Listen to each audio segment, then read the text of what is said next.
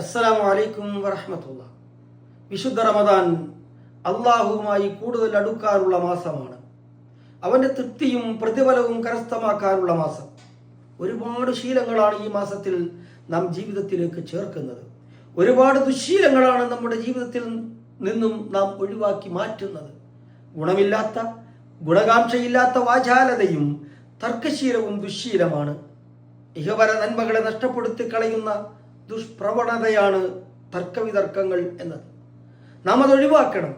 നാവിൻ്റെ നിയന്ത്രണമില്ലാത്ത ഉപയോഗം ദൂരവ്യാപകമായ പ്രതിസന്ധികളാണ് നമ്മുടെയൊക്കെ ജീവിതത്തിൽ ഉണ്ടാക്കുക. താർക്കികനെ ആർക്കും ഇഷ്ടമല്ല. അള്ളാഹുവിന് തീരെ ഇഷ്ടമില്ല.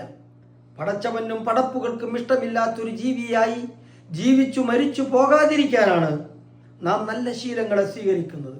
സംസാരത്തിലെ സൂക്ഷ്മതയും മിതത്വവും സ്വർഗപ്രവേശനം സാധ്യമാക്കുമെന്ന പ്രവാചകൻ സല്ലല്ലാഹു അലൈഹി വസല്ലം അരുളിയിട്ടുണ്ട്. അബൂ ഹുറൈറ റളിയല്ലാഹു അൻഹു നിവേദനം. അല്ലാഹുവിന്റെ റസൂൽ സല്ലല്ലാഹു അലൈഹി വസല്ലം പറഞ്ഞു, ആർക്കാണോ തൻ്റെ താടിയെല്ലുകൾക്കിടയിലുള്ളതിനും തൻ്റെ തുടകൾക്കിടയിലുള്ളതിനും അള്ളാഹു സംരക്ഷണം നൽകുന്നത്, അവൻ സ്വർഗത്തിൽ പ്രവേശിച്ചിരിക്കുന്നു.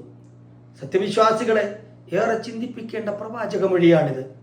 അള്ളാഹുവിന്റെ സംരക്ഷണം ലഭിക്കേണ്ട രണ്ടവയവങ്ങൾ തന്നിലുണ്ടെന്നും അവ രണ്ടിനെയും അവയുടെ ധർമ്മം മറന്ന് ഉപയോഗിക്കുന്നത് നരകപ്രവേശനത്തിന് വഴിവെക്കുമെന്നും ഗൗരവപൂർവ്വം ഉണർത്തുകയാണ് റസൂൽ സല്ലല്ലാഹു അലൈഹി വസല്ലം. പ്രിയപ്പെട്ടവരെ, സൂക്ഷ്മതയോടെ ജീവിക്കുക. അള്ളാഹു അനുഗ്രഹിക്കട്ടെ. അസ്സലാമു അലൈക്കും വറഹ്മത്തുള്ളാഹി.